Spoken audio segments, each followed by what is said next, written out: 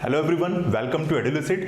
Last lecture में हमने type of solid या क्लासिफिकेशन ऑफ सॉलिड के बारे में पढ़ा था। दो तरह के सॉलिड मैंने पढ़ाए थे, एक होता है क्रिस्टलाइन सॉलिड, दूसरा होता है एमॉर्फस सॉलिड। क्रिस्टलाइन सॉलिड में जो कॉन्स्टिट्यूएंट पार्टिकल्स हैं वो एक वेल ऑर्डर्ड मैनर में अरेंज्ड होते हैं, जबकि एमॉर्फस सॉलिड में वही कॉन्स्टिट्यूएंट पार्टिकल्स कैसे होते हैं, रैंडमली अरेंज्ड होते हैं। क्रिस्टलाइन सॉलिड के जो एग्जाम्पल हैं वो यूजुअली स्मॉल मॉलिक्यूल्स होते हैं, सॉल्ट होते हैं या फिर मेटल होते हैं, जबकि जो एमॉर्फस सॉलिड के जो एग्जाम्पल्स हैं वो लार्ज पॉलीमर्स होते हैं, जैसे कि ग्लास है, रबर है या फिर वुड है।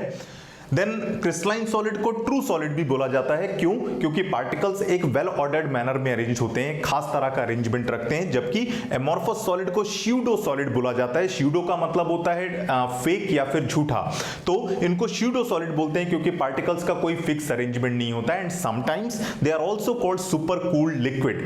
However this is not the correct term for solid. Super cooled liquid क्यों बोलते हैं? क्योंकि जो पार्टिकल्स होते हैं वो लिक्विड की तरह बिहेव करते हैं। लिक्विड में पार्टिकल्स रैंडमली अरेंज होते हैं, इधर उधर भागते रहते हैं। बिल्कुल उसी तरह सॉलिड में भी या एमॉर्फस सॉलिड में भी पार्टिकल्स कैसे होते हैं, रैंडम अरेंजमेंट रखते हैं, तो इनका कुछ बिहेवियर लिक्विड की तरह होता है, इसलिए इनको सुपर कूल्ड लिक्विड भी बोलते हैं। However this is not a correct term. Now the question is, can a single substance exist in both amorphous and crystalline form? ठीक है, एक ही सब्सटेंस या एक ही पदार्थ, एक ही मटेरियल क्या दोनों फॉर्म में एग्जिस्ट कर सकता है, एमॉर्फस या क्रिस्टलाइन फॉर्म में? So this is our next problem या this is our next question. I will write it here. Let's write it here. Can a single substance exist in both amorphous and crystalline form? Okay, so this is our question. तो एक ही material क्या दोनों form में exist कर सकता है? So answer is yes, they can. Answer is yes, they can exist. So crystalline और amorphous ये दोनों, ध्यान रखिए, किसी भी सब्सटेंस की या किसी भी सॉलिड की बेसिकली दो स्टेट हैं. क्रिस्टलाइन में क्या होता है, जो कॉन्स्टिट्यूएंट पार्टिकल्स होते हैं वो एक प्रॉपर मैनर में अरेंज होते हैं, और एमॉर्फस में वही पार्टिकल जो होते हैं वो कैसे होते हैं, रैंडमली अरेंज होते हैं. तो अगर किसी भी तरीके से हम जो ऑर्डर्ड अरेंजमेंट है उसको डिस्टर्ब कर देते हैं तो जो क्रिस्टलाइन सब्सटेंस है वो किस में कन्वर्ट हो जाएगा, एमॉर्फस सब्सटेंस में कन्वर्ट हो जाएगा. जिस तरह से किसी पदार्थ की तीन भौतिक अवस्थाएं होती हैं, तीन फिजिकल स्टेट होती हैं, सॉलिड, लिक्विड और गैस. ठीक है, उनमें पार्टिकल्स के केवल अरेंजमेंट का फर्क होता है. सॉलिड में पार्टिकल्स प्रॉपर्ली अरेंज होते हैं, लिक्विड में क्या होता है, थोड़ा फ्री मूवमेंट होता है, गैस में पार्टिकल्स थोड़ा दूर दूर होते हैं और फ्री होते हैं मूव करने के लिए. बिल्कुल उसी तरह किसी भी सॉलिड स्टेट में कोई भी सब्सटेंस अगर सॉलिड स्टेट में है तो सॉलिड सब्सटेंस की भी दो स्टेट होती हैं. ये दोनों भी क्या है, फिजिकल स्टेट है, एमॉर्फस स्टेट, क्रिस्टलाइन स्टेट, जिनमें फर्क होता है पार्टिकल्स के अरेंजमेंट का. तो लगभग मैं इसको यहां पे लिख भी देता हूं. Yes, because amorphous and crystalline are two physical states of a particular substance. किसी भी सब्सटेंस की दो फिजिकल स्टेट होती हैं, किसी भी सॉलिड की बेसिकली दो फिजिकल स्टेट होती हैं. ये केवल डिफर करती हैं, डिफर इन पार्टिकल्स अरेंजमेंट.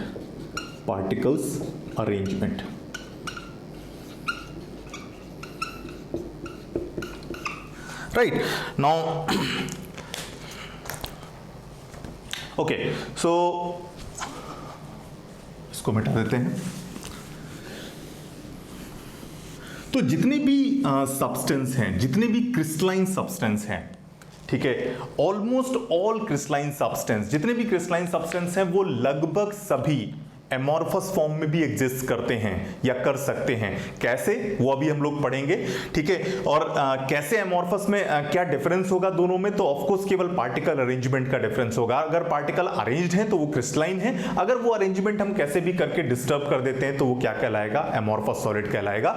ठीक है, तो जितने भी क्रिस्टलाइन सब्सटेंस होते हैं वो लगभग सभी, ठीक है, एमॉर्फस फॉर्म में भी एग्जिस्ट करते हैं, but the converse is not true. यानी कि जितने भी एमॉर्फस हैं वो जरूर जरूरी नहीं है कि सारे क्रिस्टलाइन फॉर्म में एग्जिस्ट करें, लेकिन लगभग जितने भी क्रिस्टलाइन सब्सटेंस हैं वो एमॉर्फस में एग्जिस्ट करते हैं। ऑलमोस्ट ऑल क्रिस्टलाइन, इसको समझेंगे हम लोग अभी, crystalline substances also exist in amorphous state, but converse is not true। ये बहुत इंपॉर्टेंट स्टेटमेंट है, converse is not true।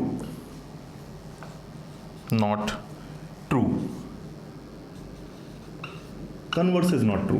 So this is very important statement. तो इसको समझते हैं किस तरह से होता है, कैसे कोई क्रिस्टलाइन, कोई भी सब्सटेंस एमॉर्फस और क्रिस्टलाइन दोनों में कैसे एग्जिस्ट करता है।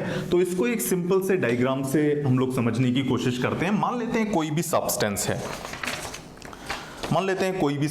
है, या कॉन्स्टिट्यूएंट पार्टिकल्स हैं हमारे पास में, जिनसे कोई भी सब्सटेंस मिलके बनता है। मान लेते हैं हमारे पास कॉन्स्टिट्यूएंट पार्टिकल्स हैं, और ये पार्टिकल्स कैसे हैं, फ्री हैं। ठीक है, फ्री का मतलब क्या है कि ये अभी मूव कर सकते हैं, अभी सॉलिड स्टेट में नहीं है। ठीक है, एक बार सॉलिड स्टेट में आ गया तो सॉलिड में पार्टिकल क्या होंगे, फिक्स हो जाएंगे। तो या तो वो प्रॉपर्ली अरेंज होंगे तो क्रिस्टलाइन बोला जाएगा, अगर प्रॉपर्ली अरेंज नहीं होते हैं तो क्या बोला जाएगा, एमॉर्फस बोला जाएगा। लेकिन अभी हमारे पास नॉन सॉलिड स्टेट में है, किसी भी फॉर्म में है, सोल्यूशन में है या मॉल्टन स्टेट में है। ठीक है, तो फिर अभी फ्री पार्टिकल्स हैं जो कि इधर उधर मूव कर सकते हैं। ठीक है, तो फ्री का मतलब मैं यहां लिख देता हूं नॉट इन सॉलिड स्टेट, अभी ये सॉलिड स्टेट में नहीं है, not in solid state. Then अब ये पार्टिकल अगर प्रॉपर्ली अरेंज्ड हो जाते हैं, मान लेते हैं सॉलिडिफाई करते हैं। ठीक है, कॉन्स्टिट्यूएंट पार्टिकल मिलकर अगर सॉलिड बनाते हैं, तो अगर ये सॉलिडिफाई कर जाते हैं, तो अगर एक प्रॉपर वे में अरेंज्ड होते हैं, दो पॉसिबिलिटीज हैं, ये क्या बना सकते हैं, क्रिस्टलाइन सब्सटेंस बना सकते हैं। ठीक है, देन क्रिस्टलाइन सॉलिड बना सकते हैं। ठीक है, क्रिस्टलाइन सॉलिड में पार्टिकल्स क्या होंगे, ऑर्गेनाइज्ड होंगे, पार्टिकल्स ऑर्गेनाइज्ड होंगे, और सॉलिडिफाई होने के बाद में मान लेते हैं सॉलिडिफाई। ठीक है, तो पार्टिकल्स सॉलिडिफाई होने के बाद में मान लेते हैं क्रिस्टलाइन सॉलिड बनाते हैं, और यही पार्टिकल्स अगर रैंडमली अरेंज्ड हो जाते हैं तो क्या बनाएंगे, एमॉर्फस सॉलिड बनाएंगे। ठीक है, एमॉर्फस सॉलिड में पार्टिकल्स क्या होंगे, रैंडम अरेंजमेंट में होंगे, और ये भी अभी सॉलिडिफाई हो गया है या सॉलिड में कन्वर्ट हो गया है। ठीक है, so these are two possibilities. Now the question is, इनमें से कौन सा, ये दोनों ही प्रोसेस, और ये जो प्रोसेस है कॉन्स्टिट्यूएंट पार्टिकल से पार्टिकल्स का अरेंज होके क्रिस्टल फॉर्मेशन का जो प्रोसेस है, क्रिस्टलाइन सॉलिड में कन्वर्ट होने का जो प्रोसेस है, ये कहलाता है crystallisation. So this is called crystallisation, या हिंदी में जिसको क्रिस्टलीकरण बोलते हैं। ठीक है, तो ये प्रोसेस क्रिस्टलाइजेशन कहलाता है। नाउ इन दोनों प्रोसेस को अगर हम ध्यान से समझे तो दोनों में से कौन सा प्रोसेस स्लो होगा और कौन सा प्रोसेस फास्ट होगा। ठीक है, तो ये वाला प्रोसेस अगर हम देखें, इसमें क्या है, कॉन्स्टिट्यूएंट पार्टिकल ऑर्गेनाइज होने की कोशिश करते हैं, और इसमें क्या है, कोई ऑर्गेनाइजेशन की जरूरत नहीं है, पार्टिकल जैसे भी थे एक रैंडम वे में सॉलिडिफाई कर गए, कोई फिक्स अरेंजमेंट नहीं है। देन ऑर्गेनाइज होने में हमेशा टाइम लगता है। ठीक है, organisation is always a slow process. किसी भी चीज को हमें ऑर्गेनाइज करना है अगर, तो वो प्रोसेस हमेशा स्लो होगा। किसी भी चीज को हमें रैंडमाइज करना है, ठीक है, तो या कोई फिक्स अरेंजमेंट नहीं है उसमें हमें एडजस्ट करना है, तो वो प्रोसेस हमेशा कैसा होगा, फास्ट होगा, क्योंकि रैंडम स्टेट बहुत सी हो सकती हैं। ठीक है, हमें कोई भी एक फिक्स स्टेट पे फोकस नहीं करना है, किसी भी अरेंजमेंट को हमें डिस्टर्ब करना है तो एन नंबर ऑफ पॉसिबिलिटीज हो सकती हैं। ठीक है, लेकिन अगर हमें एक अरेंजमेंट चाहिए तो अरेंजमेंट अपने आप में यूनिक होता है, तो एक ही पॉसिबिलिटी है जिससे कोई भी सब्सटेंस अरेंज हो सकता है उस पर्टिकुलर सब्सटेंस के लिए। ठीक है, दूसरी तरह से अरेंज होगा तो वो दूसरी पॉसिबिलिटी है, तीसरी तरह से अरेंज होगा तो वो तीसरी पॉसिबिलिटी है, लेकिन एक अरेंजमेंट के लिए केवल एक ही पॉसिबिलिटी। और लेकिन जब हम वर्ड यूज करते हैं रैंडम का मतलब है वहां पे कोई रिस्ट्रिक्शन नहीं है, किसी भी तरीके से पार्टिकल अरेंज हो जाते हैं तो वो रैंडम अरेंजमेंट बोला जाता है। कोई फिक्स अरेंजमेंट नहीं है, ठीक है। तो यहां पे n नंबर ऑफ पॉसिबिलिटीज होती हैं, ठीक है। तो फॉर एग्जांपल के लिए जैसे हम ये रूबिक क्यूब लेते हैं, मेरे हाथ में इस समय एक रूबिक क्यूब है जो कि ये पूरी तरह से सॉल्व है, ठीक है। जितने भी ये जो पार्टिकल्स हैं या जितने भी जिनसे भी ये मिलके बना है, ठीक है, जितने भी कलर हैं ये सारे क्या हैं, एक प्रॉपर वे में अरेंज्ड हैं। तो ये अरेंजमेंट, ये जो प्रॉपर अरेंजमेंट है, ये क्या, ये केवल एक पॉसिबिलिटी है। इसको अगर हम डिस्टर्ब करेंगे, अगर हम इसको घुमा देते हैं इधर उधर और ये डिस्टर्ब हो जाता है, ठीक है, तो n number of possibilities possible है। तो इस क्यूब में रैंडम अरेंजमेंट की n नंबर ऑफ पॉसिबिलिटीज हैं, लेकिन जो प्रॉपर अरेंजमेंट है या जो डिफाइंड अरेंजमेंट है उसकी केवल एक पॉसिबिलिटी है। तो इसलिए ये प्रोसेस हमेशा क्या होता है, ये हमेशा एक स्लो प्रोसेस है। ये वाला प्रोसेस क्या होता है, ये हमेशा एक फास्ट प्रोसेस होता है, ठीक है। नाउ ओके, तो पार्टिकल्स को हमेशा कुछ टाइम चाहिए होता है अरेंज होने के लिए। देन तो कैसे किसी भी एक सब्सटेंस को, मान लेते हैं सेम कॉन्स्टिट्यूएंट पार्टिकल्स को, कैसे हम क्रिस्टलाइन और कैसे हम एमॉर्फस में कन्वर्ट कर सकते हैं। तो अगर ये जो स्लो प्रोसेस है, इस स्लो प्रोसेस को अगर हम फास्ट कर दें, मान लेते हैं कॉन्स्टिट्यूएंट पार्टिकल्स को अरेंज होने में से 10 मिनट का टाइम लगता है, ठीक है, किसी भी पर्टिकुलर अरेंजमेंट में जाने के लिए, उसको क्रिस्टलाइन सॉलिड में कन्वर्ट करने के लिए। अगर ये जो टाइम पीरियड है, ये टाइम पीरियड अगर हम कम कर दें, मान लेते हैं हम किसी भी सब्सटेंस को, जो कॉन्स्टिट्यूएंट पार्टिकल्स थे उनको हम 5 मिनट में सॉलिडिफाई कर दें। अगर हम 5 मिनट में सॉलिडिफाई कर देंगे तो क्या होगा, पार्टिकल्स को इनफ टाइम नहीं मिल पाएगा प्रॉपर अरेंज होने के लिए, ठीक है। तो वो पार्टिकल अभी क्रिस्टल में ना कन्वर्ट होंगे, वो किस में कन्वर्ट होंगे, वो एमॉर्फस सॉलिड में कन्वर्ट होंगे। तो इस तरह से हम किसी भी क्रिस्टलाइन सॉलिड को हम एमॉर्फस सॉलिड में कन्वर्ट कर सकते हैं। अगर जो भी प्रोसेस है, जो भी टाइम है क्रिस्टलाइजेशन में, जो भी टाइम लगता है क्रिस्टलाइजेशन में, अगर उस टाइम को हम फास्ट कर दें, ठीक है, क्रिस्टलाइजेशन हमेशा एक स्लो प्रोसेस होता है, अलग अलग सब्सटेंस क्रिस्टलाइज होने में अलग अलग टाइम लेते हैं। तो वो प्रोसेस अगर हम फास्ट कर दें, पार्टिकल्स का जो ऑर्गेनाइजेशन है अगर वो हम तेज कर दें, तो फिर क्या होगा, वो क्रिस्टलाइन सॉलिड नहीं बनेगा, वो पार्टिकल किस में कन्वर्ट हो जाएंगे, वो एमॉर्फस सॉलिड में कन्वर्ट हो जाएंगे। और इसको हम लोग अभी एक एग्जाम्पल से समझेंगे, बहुत अच्छे एग्जाम्पल से समझेंगे। और इसका एक बहुत कॉमन एग्जाम्पल है, जैसे कि फॉर एग्जांपल मान लेते हैं कोई एक स्कूल है, किसी क्लास में, मान लेते हैं किसी स्कूल में, या चलो क्लास लेते हैं, स्कूल मान लेते हैं, किसी क्लास में, कोई भी क्लास है, क्लास में मान लेते हैं 50 स्टूडेंट्स हैं, 50 स्टूडेंट्स हैं किसी भी क्लास में मान लेते हैं 50 स्टूडेंट्स हैं। देन ऊपर वाला रब कर देते हैं, क्लास में मान लेते हैं 50 स्टूडेंट्स हैं। देन इन 50 स्टूडेंट्स को हमने क्या किया, एक मैदान में छोड़ दिया। दो पॉसिबिलिटी हो सकती हैं, ठीक है। हमने क्या किया, इन 50 स्टूडेंट्स को हमने एक मैदान में छोड़ दिया। एक बार हमने उनसे ये बोला कि जिसको जहां जगह मिलती है खड़ा हो जाए, मतलब कोई हमने उनको रिस्ट्रिक्शन नहीं दिया, कि रैंडम अरेंजमेंट में हमने बोल दिया उनको कहीं भी खड़े हो जाएं। तो सारे स्टूडेंट क्या होंगे, ये क्विकली मैदान में जाएंगे, जिसको जहां पर जगह मिली वो ऐसे रैंडमली खड़ा हो गया। यहाँ पे एक अरेंजमेंट ये बनेगा जिसमें कोई फिक्स अरेंजमेंट नहीं है, ठीक है, रैंडमली खड़े हो गए। देन एक बार हमने उनको इंस्ट्रक्शन दी कि नहीं, सबको एक जगह पे खड़े होना है या प्रॉपरली अरेंज होना है। हमने उनको बोला कि आपको इस वे में अरेंज होना है, ठीक है। सारे जो है वो एक के पीछे एक कुछ इस तरह से अरेंज होंगे, इस तरह से क्यू बनाएंगे और इस तरह से 4 या 5 क्यू बनेंगी, ठीक है। कौन सा प्रोसेस स्लो होगा, कौन सा प्रोसेस फास्ट होगा, तो इन दोनों को अगर हम कंपेयर करें तो ऑफ कोर्स ये वाला प्रोसेस क्या होगा, ये फास्ट होगा। ये वाला प्रोसेस क्या होगा, स्लो, सॉरी, ये वाला प्रोसेस स्लो, ये वाला प्रोसेस फास्ट होगा। और ये वाला प्रोसेस कैसा होगा, ये एक स्लो प्रोसेस होगा, ठीक है, क्योंकि वहां पे ऑर्गेनाइजेशन इन्वॉल्व है। नाउ तो मान लेते हैं स्टूडेंट्स को ऑर्गेनाइज होने में से 10 मिनट लगा, ठीक है, मान लेते हैं 10 मिनट लगा। अगर हम ये टाइम कम कर देते हैं, हम उनको बोलते हैं कि आपको सिर्फ 5 मिनट में ऑर्गेनाइज होना है, या 2 मिनट में ऑर्गेनाइज होना है, या 2 मिनट में आपको इस अरेंजमेंट में जाना है, या आपके पास सिर्फ 2 मिनट है, ठीक है। तो क्या होगा, तो स्टूडेंट इस अरेंजमेंट में नहीं एग्जिस्ट करेंगे, वो किस में एग्जिस्ट करेंगे, इस अरेंजमेंट में एग्जिस्ट करेंगे। क्यों, क्योंकि प्रोसेस हमने फास्ट कर दिया। पहले जो 10 मिनट था, हमने क्या किया, हमने उनको केवल 2 मिनट दिए। तो 2 मिनट में वो इसी अरेंजमेंट में आ सकते हैं या रैंडम अरेंजमेंट में आ सकते हैं, वो सिस्टमैटिक अरेंजमेंट में नहीं जा पाएंगे। तो सेम मेथड हम लोग यूज करते हैं किसी भी सब्सटेंस को क्रिस्टलाइन या एमॉर्फस में कन्वर्ट करने में। अभी हम एक एग्जांपल से इसको समझेंगे। नाउ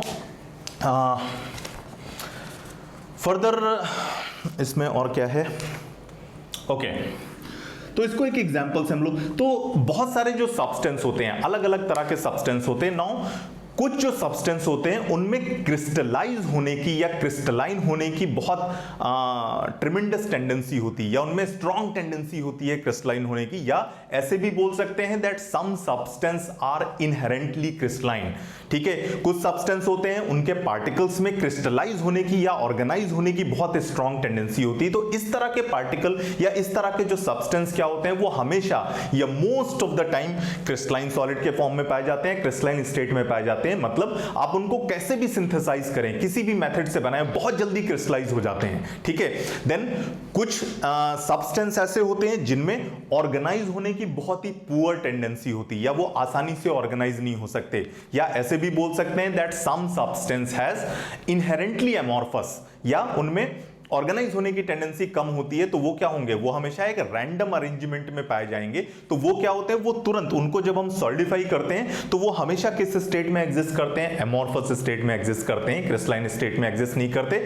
तो इसलिए नाउ अगर हमें क्रिस्टलाइन को एमॉर्फस में कन्वर्ट करना है तो हमें क्या करना पड़ेगा, ये प्रोसेस को हमें स्लो था, इसको हमें फास्ट करना है। लेकिन अगर हमें एमॉर्फस को क्रिस्टलाइन में कन्वर्ट करना है तो प्रोसेस हमें स्लो करना पड़ेगा, ये जो हमें टाइम देना पड़ेगा। अब ये टाइम डिपेंड करता है उस पर्टिकुलर सब्सटेंस पे। कुछ पार्टिकल हमने ये प्रोसेस थोड़ा सा स्लो किया तो वो क्या हो गया, वो क्रिस्टलाइज हो गए या क्रिस्टलाइन सब्सटेंस में कन्वर्ट हो गए, प्रॉपर पार्टिकल्स जो थे वो प्रॉपर अरेंज हो गए। कुछ सब्सटेंस ऐसे होते हैं जिनमें हम कितना भी स्लो कर दें हमें, या बहुत टाइम टेकिंग होते हैं, या पार्टिकल्स में टेंडेंसी ही नहीं है ऑर्गेनाइज करने की, या वो आसानी से ऑर्गेनाइज नहीं हो सकते। तो उस केस में हम ये प्रोसेस कितना भी स्लो कर दें वो कभी भी एमॉर्फस सॉलिड में या कभी भी क्रिस्टलाइन सॉलिड में वो कन्वर्ट नहीं होंगे, वो हमेशा एमॉर्फस स्टेट में रहेंगे। देन चूंकि बात यहां पे चल रही है ऑर्गेनाइजेशन की या फिर रैंडम अरेंजमेंट की, ऑर्गेनाइज होना या अनऑर्गेनाइज होना, तो किस तरह के सब्सटेंस में ऑर्गेनाइज होने की बहुत ज्यादा टेंडेंसी होगी और किस तरह के सब्सटेंस में अनऑर्गेनाइज्ड रहने की बहुत ज्यादा टेंडेंसी होगी। ऑफ कोर्स ये कॉन्स्टिट्यूएंट पार्टिकल के टाइप पे डिपेंड करता है। तो इसीलिए मैंने स्टार्ट में ही बताया, जो स्मॉल मॉलिक्यूल्स होते हैं, मान लेते हैं छोटे छोटे मॉलिक्यूल्स हैं, तो छोटे मॉलिक्यूल्स हैं तो वो आसानी से ऑर्गेनाइज हो सकते हैं। दे कैन कम टुगेदर, जब कभी भी वो सॉलिड में कन्वर्ट होंगे, so they can come together and they can solidify in a proper arrangement और they can crystallize themselves. But अगर मान लेते हैं कि यही कॉन्स्टिट्यूएंट पार्टिकल्स, मान लेते हैं पॉलीमर्स हैं, पॉलीमर का मतलब मान लेते हैं इतनी बड़ी बड़ी चेन्स हैं, इस तरह की पॉलीमर की चेन्स हैं बहुत सारी, इस तरह से बहुत सारी अगर चेन्स हैं पॉलीमर की, तो बहुत लंबी लंबी अगर पॉलीमर्स की चेन्स होंगी, पॉलीमर की चेन होंगी, तो इस तरह की चेन्स को, इनको आपस में ऑर्गेनाइज होने में बहुत टाइम लगेगा, because they are big molecules. ठीक है, एक छोटा सा एग्जांपल लेते हैं। फॉर एग्जांपल, अगर आपके पास एक हैंडकरचीफ है, मान लेते हैं आपके पास एक रुमाल है इतना बड़ा, ठीक है, और मैं अगर आपसे बोलूं कि इस रुमाल को आपको क्या करना है, फोल्ड करके ऑर्गेनाइज करना है, या एक पर्टिकुलर मैनर में आपको फोल्ड करना है, तो it will take just some second. आप इसको इधर से फोल्ड करिए और फोल्ड करके आप इसको इतने बड़े पीस में आपने ऑर्गेनाइज कर दिया। ठीक है, आपने उसको ऐसे फोल्ड किया और it will be all set. लेकिन इसी जगह अगर मैं आपको इतना बड़ा, एक बहुत बड़ा मान लेते हैं, हमने एक आपको चादर दे दिया, ठीक है, देन इसको अगर मैं बोलूं ऑर्गेनाइज करिए बिल्कुल वैसे ही जैसे आपने ये हैंडकरचीफ को ऑर्गेनाइज कर किया था, तो of course it will take time. ठीक है, इसको सेट करने में या बनाने में आपको बहुत समय लगेगा। देन और बड़ा अगर सिस्टम है तो उसको ऑर्गेनाइज करने में क्या लगेगा, आपको और ज्यादा टाइम लगेगा, and some time they can not be organised. So that's why मैंने वहां पे स्टेटमेंट लिखा था पहले कि जितने भी क्रिस्टलाइन सॉलिड हैं डिस्टर्ब करना आसान है। ठीक है, एक रैंडम अरेंजमेंट में ले जाना दैट इज इजी। ठीक है, बट उसको प्रॉपर रैंडम अरेंजमेंट है, उसको एक ऑर्डर्ड वे में, अरे that is very very tough and some time it is impossible. So जो क्रिस्टलाइन सॉलिड है, लगभग सभी क्रिस्टलाइन सॉलिड एमॉर्फस सॉलिड में कन्वर्ट हो सकते हैं या एमॉर्फस स्टेट में एग्जिस्ट करते हैं, लेकिन सभी एमॉर्फस सॉलिड को हम लोग क्रिस्टलाइन सॉलिड में कन्वर्ट नहीं कर सकते, क्योंकि बिकॉज एमॉर्फस से क्रिस्टलाइन का जो प्रोसेस है वो हमेशा एक स्लो प्रोसेस होता है, sometimes this slow process is extremely slow, so that it would take infinite time to convert this amorphous solid to crystalline solid, or we can say they never convert amorphous state, they can never convert from amorphous state to crystalline state. ठीक है, अब इसको हम एक example से समझते हैं। इसको मिटा देते हैं और एक इसको रियल एग्जाम्पल से हम लोग समझने की कोशिश करते हैं, या कुछ रियल एग्जाम्पल हैं जो कि कॉम्पिटिटिव एग्जाम में भी पूछे जाते हैं। ठीक है, मैं यहाँ पे लिख देता हूँ सम सब्सटेंस, पहले तो स्टेटमेंट लिख लेते हैं। Some substance are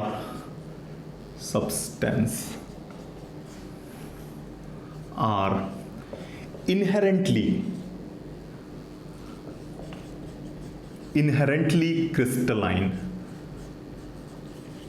Some substance are inherently crystalline, then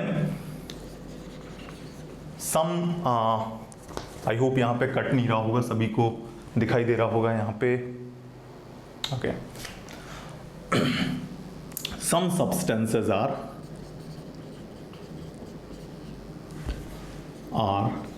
inherently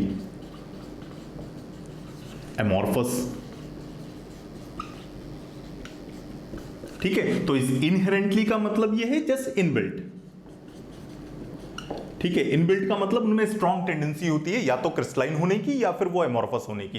तो ऐसे सब्सटेंस हमेशा क्रिस्टलाइन स्टेट में एग्जिस्ट करेंगे, ऐसे सब्सटेंस हमेशा किस में एग्जिस्ट करेंगे, एमोर्फस स्टेट में एग्जिस्ट करेंगे। तो इसका जो सबसे कॉमन एग्जांपल है जिसमें हम एक सब्सटेंस को क्रिस्टलाइन और एमोर्फस दोनों में कन्वर्ट कर सकते हैं, तो एक एग्जांपल अगर लेते हैं तो सबसे कॉमन इसका एग्जांपल है, मान लेते हैं वाटर लिक्विड स्टेट में एग्जिस्ट करता है। ठीक है, तो वाटर लिक्विड स्टेट में है। देन हमें पता है आइस जो सॉलिड वाटर है, सॉलिड वाटर इज क्रिस्टलाइन। हमने एग्जांपल में पढ़ा है जो आइस होती है वो क्रिस्टलाइन होती है, उसमें जो पार्टिकल हैं वो एक प्रॉपर वे में अरेंज्ड होते हैं। तो इसको हम आइस में कैसे कन्वर्ट करते हैं? ऑफ कोर्स कूल करके, कूलिंग। अगर हम इसको कूल करते हैं, ठीक है, 0 डिग्री सेल्सियस पे कूल करते हैं तो ये किस में कन्वर्ट हो जाएगा? आइस में कन्वर्ट हो जाएगा। टेम्परेचर और नीचे कर देते हैं -1 -2, ठीक है, तो ये आइस में कन्वर्ट हो जाएगा। तो H2O किस में कन्वर्ट हो जाएगा? सॉलिड में कन्वर्ट हो जाएगा। इसी को हम क्या बोलते हैं? आइस भी बोलते हैं। और ये कैसा होता है? क्रिस्टलाइन होता है। देन एमोर्फस आइस, अगर हमें एमोर्फस आइस बनानी हो तो हमें क्या करना पड़ेगा? तो जैसा कि मैंने बताया, ये जो प्रोसेस है, कूलिंग का प्रोसेस जो है वो ये स्लो प्रोसेस है। ठीक है, धीमे धीमे हम लोग कूल करते हैं। देन इस प्रोसेस को अगर हम फास्ट कर दें, ठीक है, क्रिस्टलाइजेशन हमेशा एक स्लो प्रोसेस है। वो कितना स्लो होगा ये डिपेंड करता है उस पर्टिकुलर मटेरियल पर। मान लेते हैं किसी में ऑर्गेनाइजेशन 5 मिनट में हो जाता है, किसी में 15 मिनट में हो जाता है, किसी में 1 दिन में हो जाता है। ठीक है, तो कितना स्लो है ये डिपेंड करता है उस पर, but still it is slow process compare to the amorphous state. तो देन अगर हम इस प्रोसेस को फास्ट कर दें, मतलब जो हमने स्लो कूलिंग की थी, अगर स्लो कूलिंग को हम लोग फास्ट कूलिंग कर दें, ठीक है, एकदम से कूल कर दें। भाई कूल करते हैं, अभी ये पार्टिकल क्या थे? वाटर के जो पार्टिकल थे वो फ्रीली इधर उधर घूम रहे थे। ठीक है, वो इधर उधर रैंडम स्टेट में, कोई इधर जा रहा था, कोई इधर जा रहा था, वाटर में घूम रहे थे। हमने क्या किया? इसको कूल किया, कूल करके सॉलिड में सॉलिडिफाई किया, तो पार्टिकल क्या होंगे? धीमे धीमे ऑर्गेनाइज हो जाएंगे। ठीक है, एक प्रॉपर वे में ऑर्गेनाइज हो गए। देन अगर हम ये प्रोसेस फास्ट कर दें, मतलब इसको हम एकदम से कूल कर दें, तो अगर हम फास्ट कूलिंग कर दें, फास्ट कूलिंग में क्या होगा? पार्टिकल्स सॉलिडिफाई तो हो जाएंगे क्योंकि हम कूल कर रहे हैं, लेकिन पार्टिकल्स को इतना टाइम नहीं मिलेगा कि वो एक साथ ऑर्गेनाइज कर सकें। ठीक है, हमने टाइम कम कर दिया। ठीक है, स्लो था, हमने फास्ट कर दिया, टाइम कम हो गया। तो अभी क्या होगा? यही पार्टिकल एक प्रॉपर वे में अरेंज नहीं हो पाएंगे। वो जिस भी कंडीशन में एक रैंडम वे में अरेंज हो जाए, उनको हमने टाइम ही नहीं दिया कि वो प्रॉपरली अरेंज होके इस तरह के क्रिस्टलाइन स्टेट में जा सकें। तो यहां पर जो आइस बनेगी, H2O सॉलिड, यहां पर भी ये आइस में कन्वर्ट होंगे। ठीक है, ये भी आइस बनेगा, लेकिन ये वाला जो आइस होगा ये कैसा होगा? एमोर्फस आइस होगा। ठीक है, एमोर्फस होगा। ठीक है, सॉलिड तो मैंने लिखा ही है। ठीक है, तो फास्ट कूलिंग कैसे करेंगे? मान लेते हैं हमने पानी को कैसे कूल किया। हमने पानी को मान लेते हैं, हमने इसको LN2 में डाल दिया। LN2 क्या होता है? जिनको नहीं पता है तो लिक्विड नाइट्रोजन। मान लेते हैं हमने इनको लिक्विड नाइट्रोजन में डाल दिया। ठीक है, लिक्विड नाइट्रोजन का जो टेम्परेचर होता है वो होता है 195 डिग्री सेल्सियस। ठीक है, तो हमने इसको एकदम से हमने लिक्विड नाइट्रोजन में डाल दिया, तो बहुत तेजी से हमने कूल किया। तेजी से कूल किया तो पार्टिकल्स अरेंज नहीं हो पाएंगे, तो ये किस में कन्वर्ट हो जाएगा? H2O सॉलिड में कन्वर्ट होगा, पर ये कैसा रहेगा? एमोर्फस में रहेगा। सो ये बहुत क्लासिक एग्जाम्पल है, या बहुत अच्छा एग्जाम्पल है बेसिकली, जहां पे आप देख सकते हैं एक ही सब्सटेंस H2O ये क्रिस्टलाइन में भी एग्जिस्ट करता है और ये एमोर्फस में भी एग्जिस्ट करता है। नॉर्मली ये क्या होता है, क्रिस्टलाइन होता है, क्योंकि पार्टिकल में अरेंज होने की स्ट्रॉन्ग टेंडेंसी होती है, लेकिन हम इनको सूटेबल कंडीशंस में, ये प्रोसेस अगर हम डिस्टर्ब कर दे सूटेबल कंडीशंस में, हम एमॉर्फोसाइज भी बना सकते हैं, उसमें कोई भी प्रॉब्लम नहीं है। ठीक है, नेक्स्ट एग्जांपल अगर हम कंसीडर करें, नाउ नेक्स्ट एग्जांपल इज, तो बहुत सारी इंफॉर्मेशन आपको इस चैनल पर, बहुत सारी इंफॉर्मेशन इस तरह की पढ़ने को मिलेगी जो कि नॉर्मल बुक्स में नहीं होती है, और छोटी छोटी चीजें हम लोग यहाँ पे डिस्कस करेंगे। जैसे हमने लिक्विड नाइट्रोजन डिस्कस किया, टेम्परेचर कितना होता है, 195 डिग्री सेल्सियस होता है। तो इस तरह की बहुत सारी छोटी छोटी इंफॉर्मेशन हम लोग इस लेक्चर, यहाँ पर जो लेक्चर होंगे उस पर गैदर करेंगे, जो कि आपको फर्दर आपके कॉम्पिटिटिव एग्जाम में हेल्प करेगी। ठीक है, तो नेक्स्ट एग्जाम्पल इज, क्या है next example? So next example is quartz. Next example है quartz. ये एक नेचुरल मिनरल है, या चलो मिनरल लिख लेते हैं। This is a mineral. ठीक है, एक मिनरल होता है। This is of course a polymer. So this is, इसका एक फॉर्मूला बोलेंगे। So this is silicon dioxide या सिलिकॉन ऑक्साइड का पॉलीमर होता है। ठीक है, तो जो रिपीटिंग यूनिट होती है that is silicon oxide. Silicon oxide unit bar bar repeat होकर एक स्ट्रक्चर बनाती है, पॉलीमरिक स्ट्रक्चर होता है। तो क्वार्ट्स आप लोगों ने सुना होगा, अक्सर घड़ियों पर लिखा रहता है क्वार्ट्स। ठीक है, क्योंकि वहां पे नेचुरल क्वार्ट्स के जो अच्छी महंगी घड़ियां आती हैं उनमें नेचुरल क्वार्ट्स के क्रिस्टल यूज होते हैं, तो इसलिए वहां पे लिखा होता है क्वार्ट्स। नाउ ये जो क्वार्ट्स है, बेसिकली जो नेचुरल क्वार्ट्स होता है, नेचुरल, वो क्या होता है, दैट इज क्रिस्टलाइन।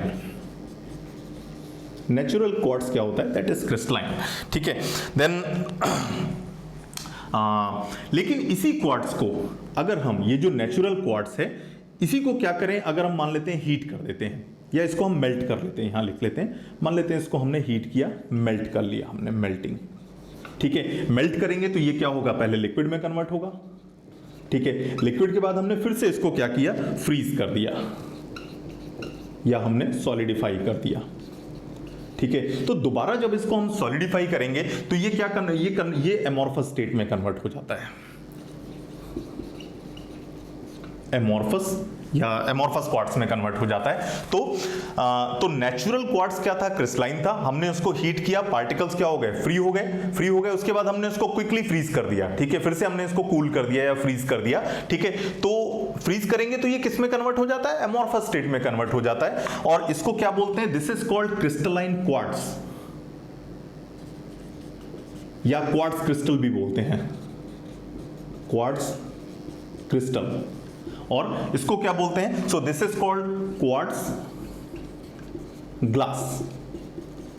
ठीक है, चूंकि ये एमॉर्फस होता है और थोड़ा ग्लास की तरह ट्रांसपेरेंट दिखता है, तो इसको क्या बोलते हैं, इसको क्वार्ट्स ग्लास भी बोलते हैं, या एमॉर्फस क्वार्ट्स भी बोलते हैं। ठीक है, एमॉर्फस क्वार्ट्स, आई होप ये कट नहीं रहा होगा। ठीक है, तो यहां पर आप देख सकते हैं एक ही सब्सटेंस है, जो नेचुरल फॉर्म है वो कैसा है, क्रिस्टलाइन है, पर हमने क्या किया, उसको हीट करके हमने फिर से फ्रीज किया, तो ये क्या हुआ, क्रिस्टलाइन नहीं बनता, ये किस में कन्वर्ट हो गया, एमॉर्फस में कन्वर्ट हो गया। ठीक है, तो रीजन ये है कि ये जो दिस सब्सटेंस अभी चूंकि नेचुरल फॉर्म में था, नेचर में जब ये क्वार्ट्स बना होगा, पार्टिकल जिस समय एक साथ आए होंगे, जिस भी मेथड से बना होगा, तो नेचुरल प्रोसेस जो होते हैं दे आर ऑलवेज स्लो।